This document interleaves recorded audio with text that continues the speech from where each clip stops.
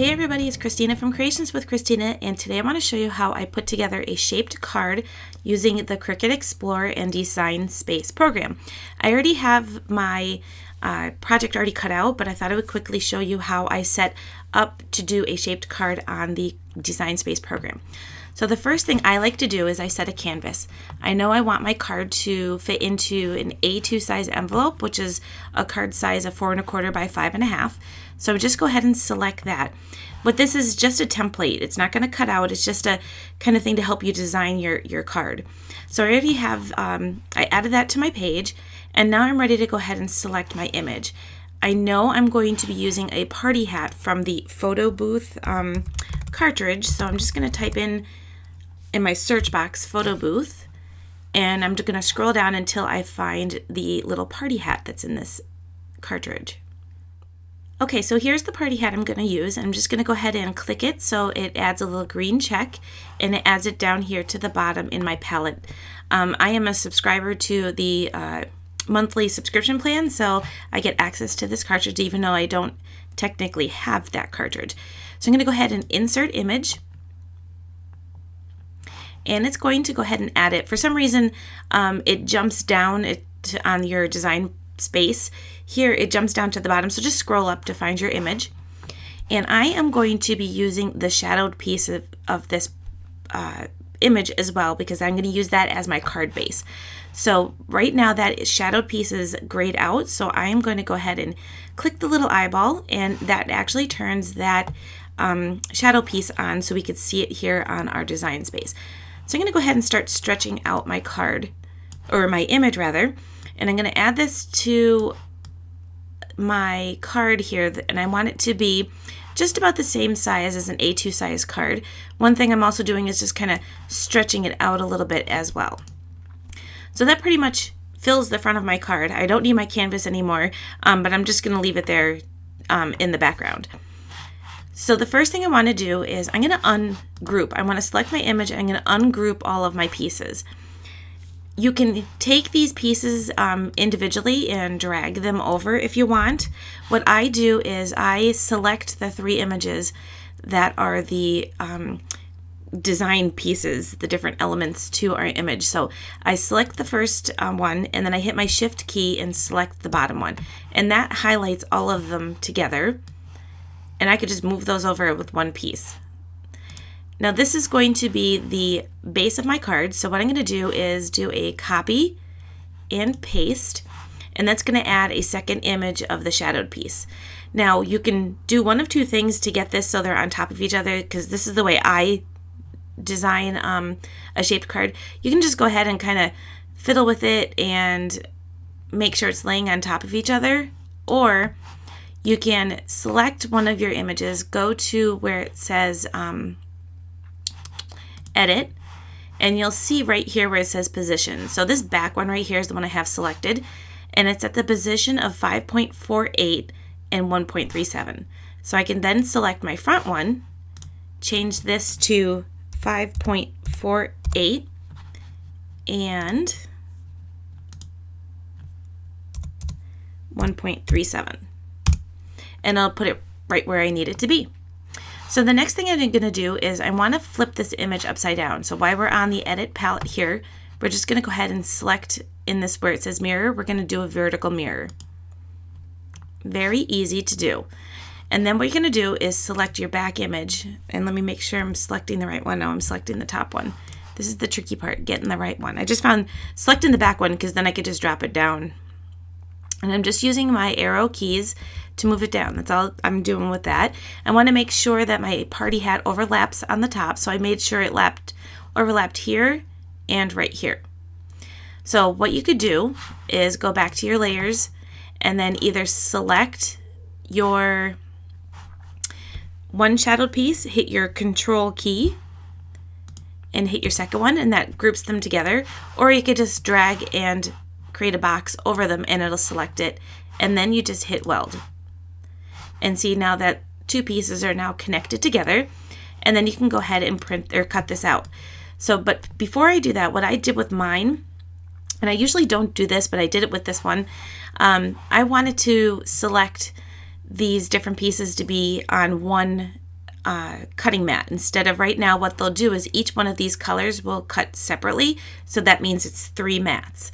I wanted them to be on one mat, so what I do is I go to my sync button right in the top corner here, and when you see these little gray boxes that pop up next to each of the images, it means if you just click and drag it up, it'll actually move these palettes all together.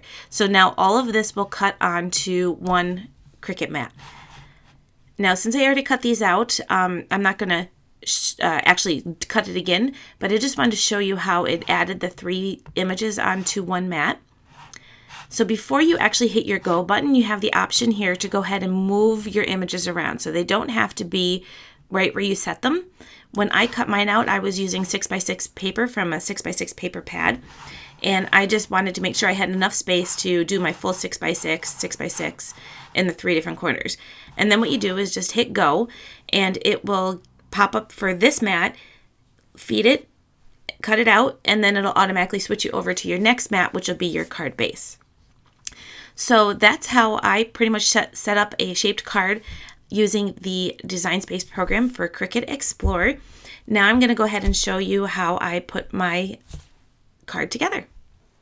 Okay, so I have all of my pieces cut out. I used some white Nina cardstock and then some pattern paper from the Words of Love Cartabella paper pad that I recently showed in a haul video. And I'm just going to go ahead and put this together. So I have already went ahead and kind of folded this, so I made sure everything was all right. So I folded my card base, and then I'm going to go ahead and start putting my image here together. I like to use my little Zig 2-way pen to adhere these together, and then I'm just going to go ahead and start layering these on.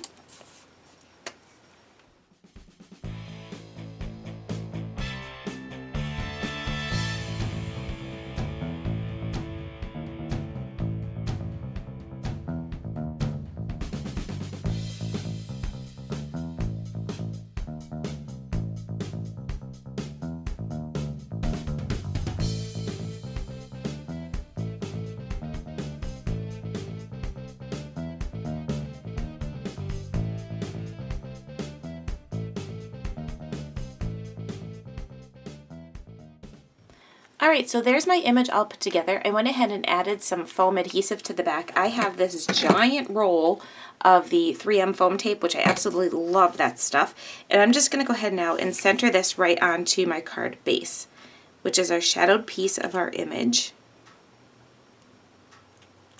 Just like that.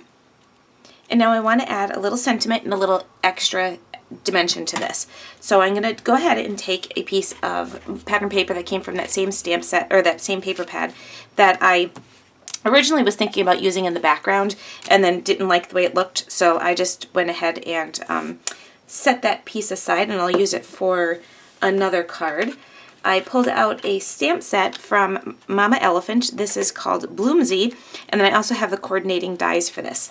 So I'm going to go ahead and stamp the sentiment and the little banner. And I already have my sentiment stuck on my mat here. So I'm just going to go ahead and stamp out the banner. I'm going to use my VersaFine ink.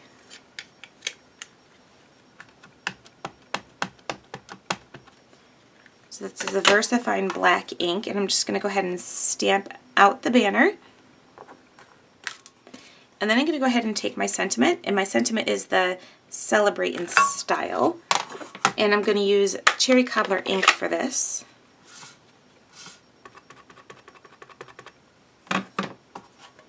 And then stamp that right into the center of that banner.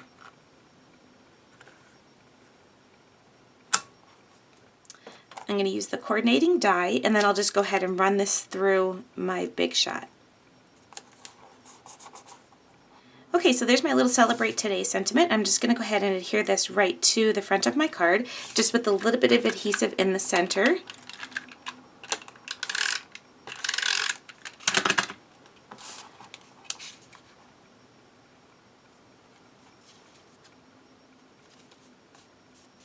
And then I wanted to add a little bit of bling to this. So I pulled out, and I have not used this probably since for I don't know how long. I can't even tell you. This is the iRock. It's by Imaginess. This thing has been out forever. I do believe some places still carry it. And if I can get the backing off, I could put the battery in. I don't store mine with the battery in it, just in case while it's in the drawer this gets bumped, it actually turns it on. So I'm just going to go ahead and stick the battery. It takes 3 batteries, it looks like. I am going to show you, I use the Swarovski crystals. These are the, I believe they're called Hot Fix or something like that. I like to use these.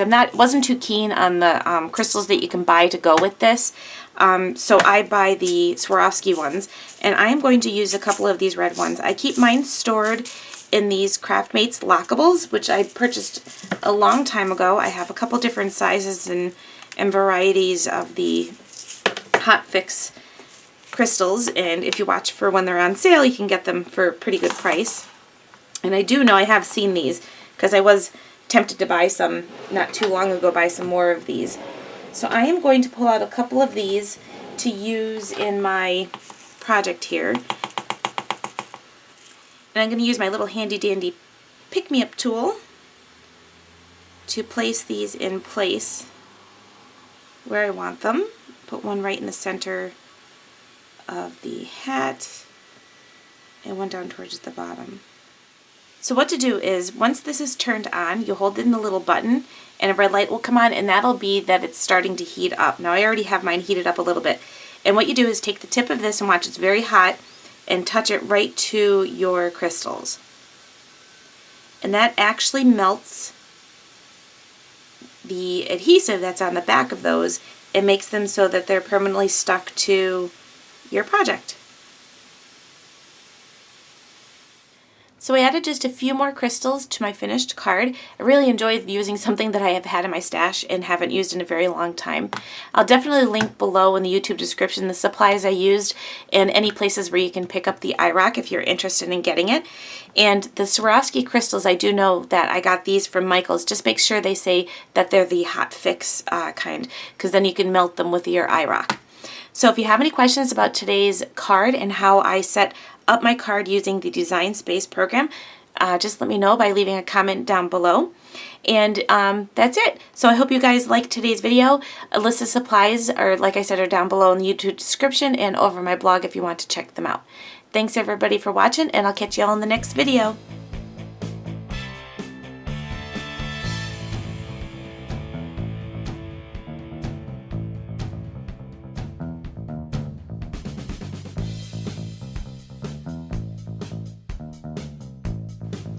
If you liked today's video, make sure you give a thumbs up down below. And also, if you're new to my channel, make sure you subscribe to be updated for when I have new videos. Thanks for watching.